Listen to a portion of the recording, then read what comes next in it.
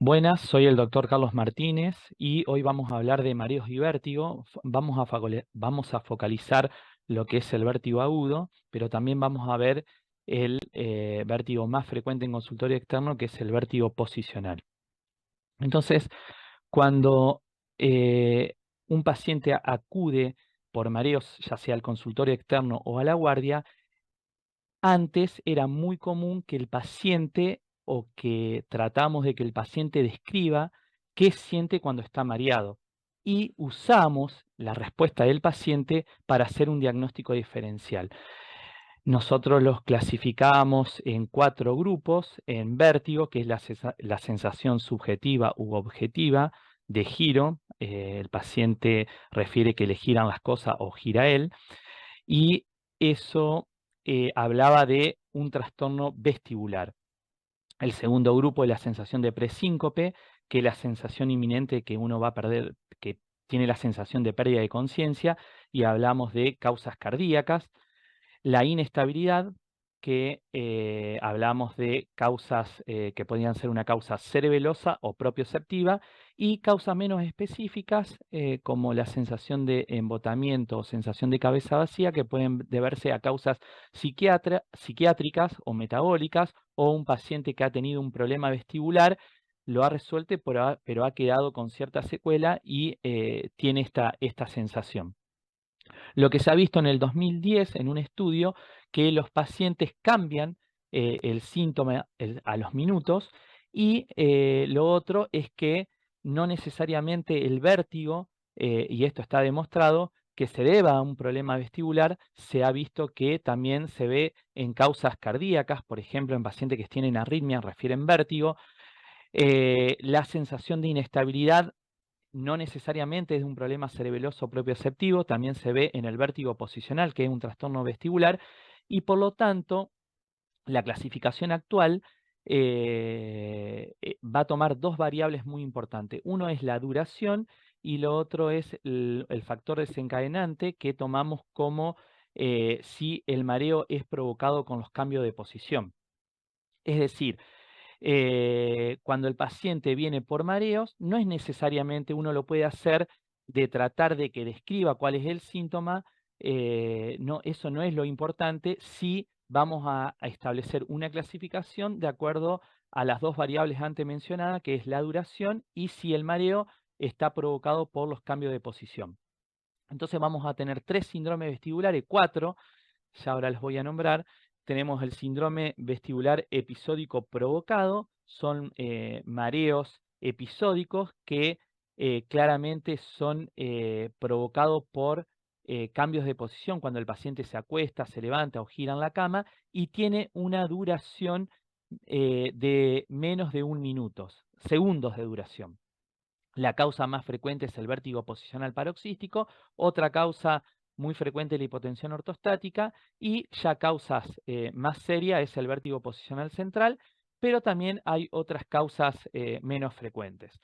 El síndrome vestibular episódico espontáneo es aquel paciente que tiene mareos de minutos a horas de duración y que no están desencadenados por los cambios de posición. Y acá la causa más frecuente es la migraña vestibular y la enfermedad de Meniere.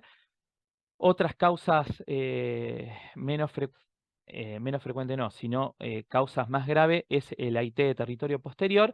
Y por supuesto, otras causas acá más raras son las arritmias, los ataques de pánico. Y uno de los síndromes vestibulares más frecuentes que vemos en la guardia es el síndrome vestibular agudo, que es el paciente que tiene mareos, que es persistente, que dura más de 24 horas de duración, que se acompaña de náuseas, vómito, inestabilidad, y la causa más frecuente es la neuritis vestibular, que es la causa periférica, y otra causa también muy común es el ACV cerebeloso, que es la causa central. Otras causas más raras, el esclerosis múltiple, la encefalopatía de Wernicke, son otras causas más raras. Entonces, tener en cuenta que acá en un estudio que tiene un muy buen diseño, se vio que los pacientes que acuden por mareos a la sala de guardia una de las causas más frecuentes son causas médicas, hiponatremia, hipoglucemia, pacientes que cursan con infecciones sistémicas, representan casi el 50%. Esto para tenerlo en cuenta.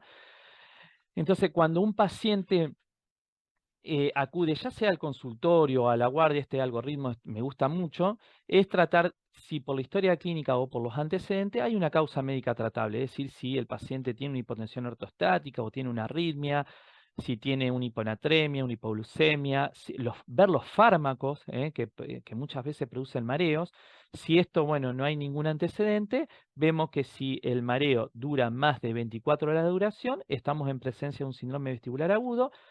Si no, vemos si el mareo es provocado por los cambios de posición. Si es así, dijimos que la causa más frecuente es el vértigo posicional, y si no, estamos frente a un síndrome vestibular episódico espontáneo, y siendo las causas más frecuentes la migraña y la enfermedad de Meniere. La migraña y la enfermedad de Meniere, si uno quiere ser medio práctico, no siempre es así, pero la migraña generalmente no se acompaña de síntomas auditivos, y la enfermedad de Meniere sí. Y siempre, siempre tener en cuenta en pacientes añosos con factores de riesgo o pacientes de más de 50 años con factores de riesgo, siempre tener como diagnóstico diferencial el ataque isquémico transitorio de territorio posterior.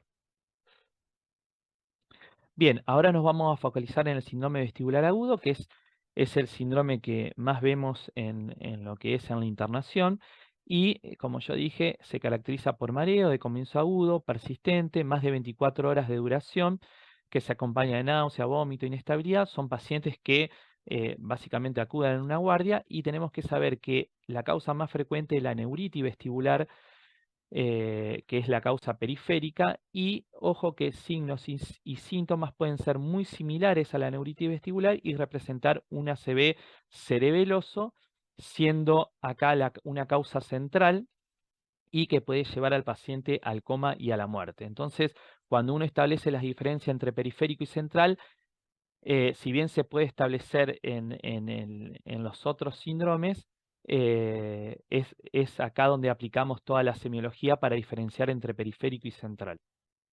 Entonces, hace unos años se publicó que signos semiológicos en lo que es en el reflejo vestíbulo ocular y también en el reflejo vestíbulo espinal podían establecer un diagnóstico de un vértigo central con una alta sensibilidad y especificidad.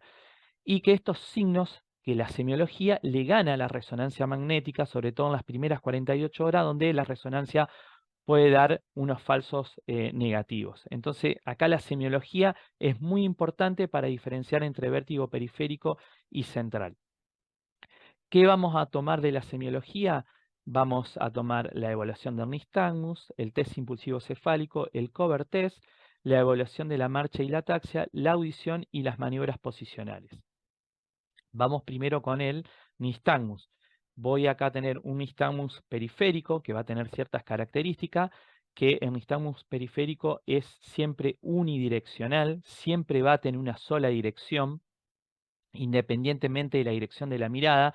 Es decir, si mira hacia arriba, hacia abajo, siempre va a batir en una sola dirección, y el nistagmus es unidireccional y se va a poner más en evidencia cuando yo dirijo la mirada hacia donde bate el nistagmus. Es decir, si acá tengo un nistagmus que bate a la izquierda, si yo le hago mirar a la izquierda, es donde más frecuencia y amplitud va a tener y más visible va a ser. También si remuevo la fijación es donde más va a incrementar la amplitud y la frecuencia. Ya vamos a ver cómo removemos la fijación.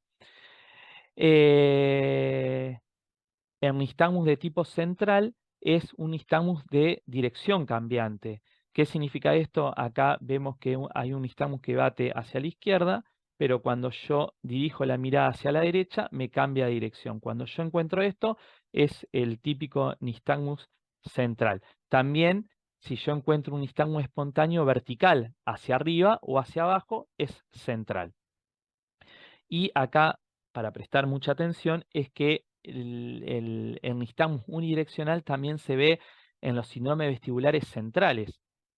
¿Qué le quiero decir con esto? Que el nistagmus por sí no ayuda para diferenciar entre periférico y central, tenemos que tener otros elementos que ya vamos a ver, pero cuando se trata, algo que me olvidé, cuando se trata de un nistagmus periférico, siempre el nistagmus va a batir hacia el lado sano, ¿eh? Es decir, si acá bate hacia la izquierda, la lesión es derecha. Eso para tenerlo en cuenta, ¿eh?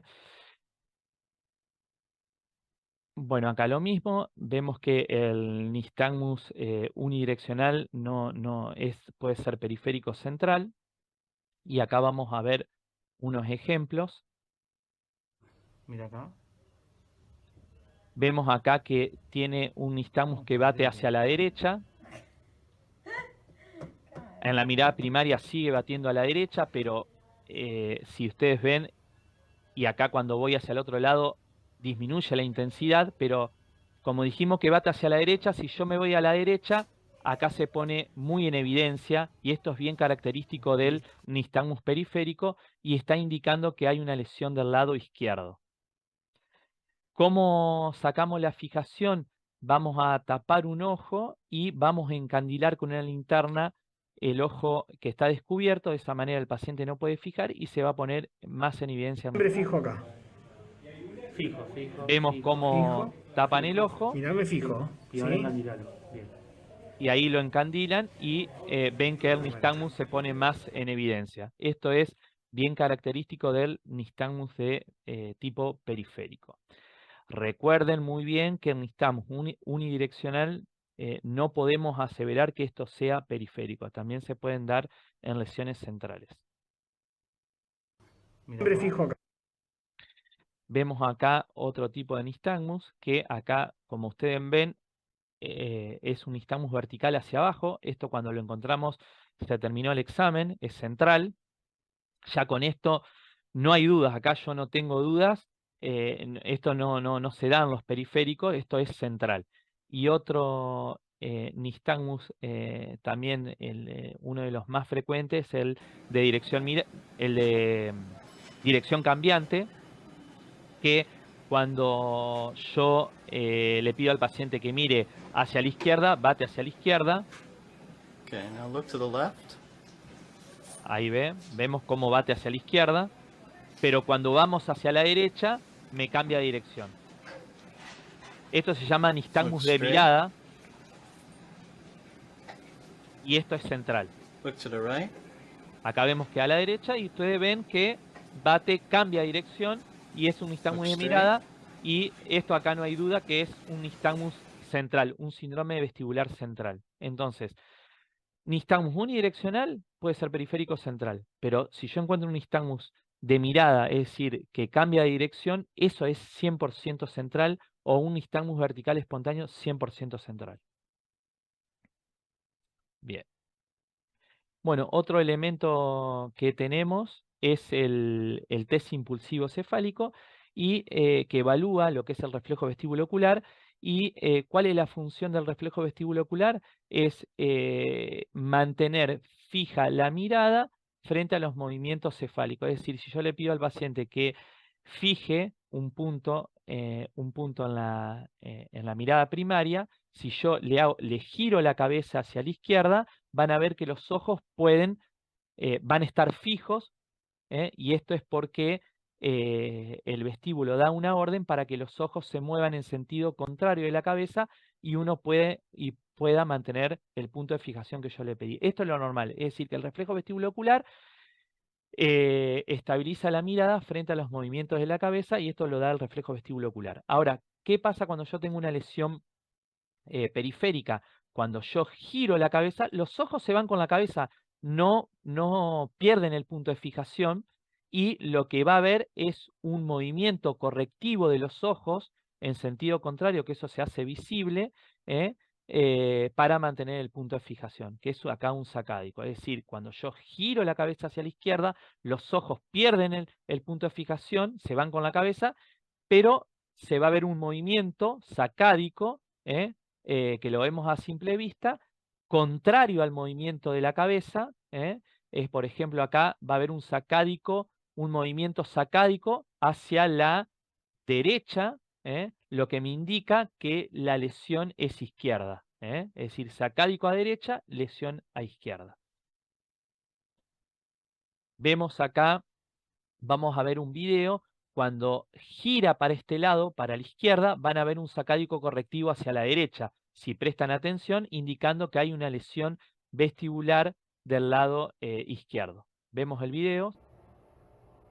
Ahí vamos para este lado, no, pero miren ahora, ese sacádico correctivo que se ve, ahí, Bien, ahí no está. muy bien. Lo vemos de vuelta, ahí no, pero ahora para la izquierda, ese sacádico correctivo hacia la derecha, indicando que hay una lesión vestibular del lado izquierdo. Bien, muy bien. Perfecto. El test impulsivo? Acá lo que le vamos a dar valor es cuando en el contexto de un síndrome vestibular agudo, cuando yo tengo un test impulsivo cefálico normal, es lo más importante porque me está hablando de un síndrome vestibular central.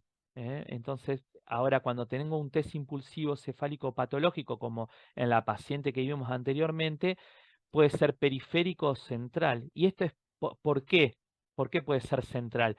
Porque si recordamos un poquito de la anatomía vascular, vemos que esta es la arteria basilar, de la arteria basilar nace la arteria cerebrosa anterior-inferior, y de la AICA nace la arteria auditiva. Entonces, si yo tengo un problema en el territorio vértebro-basilar, puede sufrir la arteria auditiva y generar lo que se llama una isquemia laberíntica y que me va a dar un test impulsivo patológico en un paciente que tiene una ACV. Entonces, ¿qué le quiero decir con esto? El valor que acá tomamos es el test impulsivo cefálico normal. Entonces, voy recordando ciertos aspectos muy importantes. Cuando yo encuentro en el contexto un síndrome vestibular agudo, un nistagmus de mirada, es decir, que cambia de dirección, y un nistagmus espontáneo vertical, eso es 100% central. Cuando yo encuentro un test impulsivo cefálico normal, 100% central. Vamos al otro dato semiológico, que es el cover test, que acá el paciente cuando tiene una CB tiene una desalineación vertical de los ojos, que acá la podemos ver. Esto no siempre ocurre, pero acá se ve muy bien que este ojito está hacia arriba y este ojito está hacia abajo. Entonces, cuando yo tapo este ojo y le pido que fije un punto que puede ser la nariz del examinador o la frente, entonces cuando yo le tapo este ojo, este ojito que está hacia arriba va a venir hacia abajo. Va a haber una corrección vertical. Cuando yo tapo este ojo, este ojito que está hacia abajo, va a haber una corrección vertical.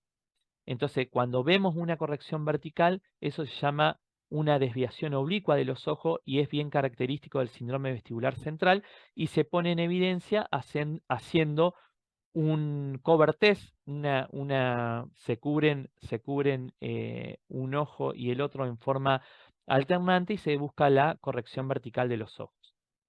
Vemos acá un video.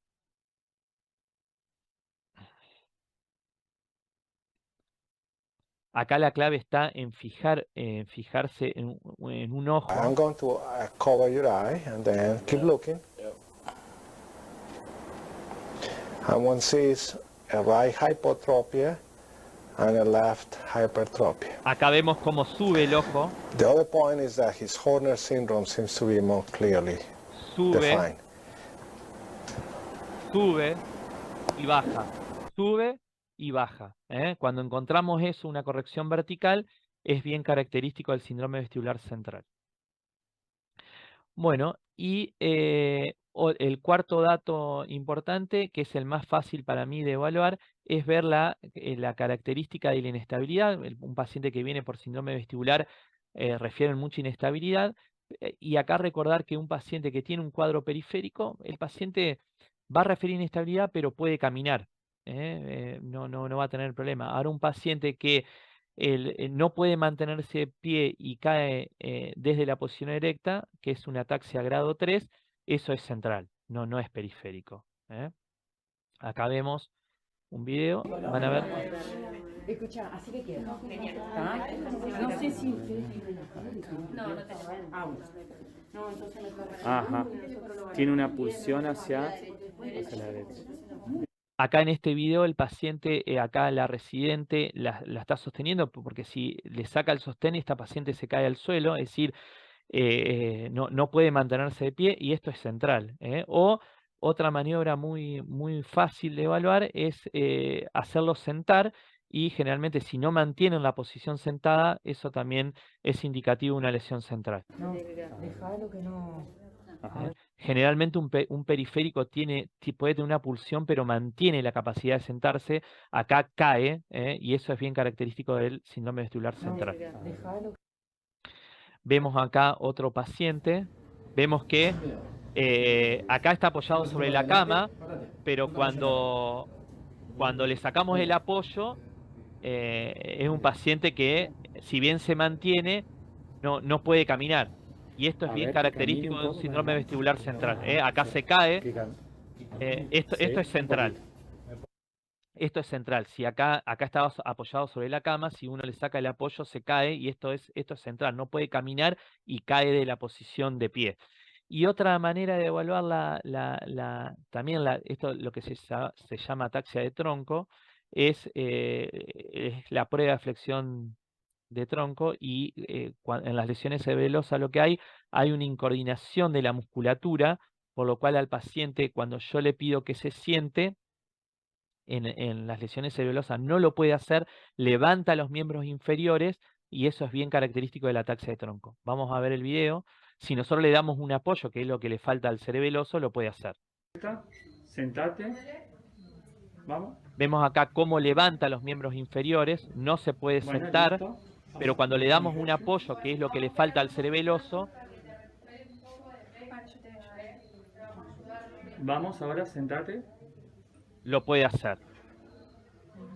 Esto es una ataxia de tronco y indica una lesión central. Entonces, la lesión periférica puede mantenerse en pie, camina sin ayuda. Una lesión central no puede mantenerse de pie y no puede caminar en forma independiente.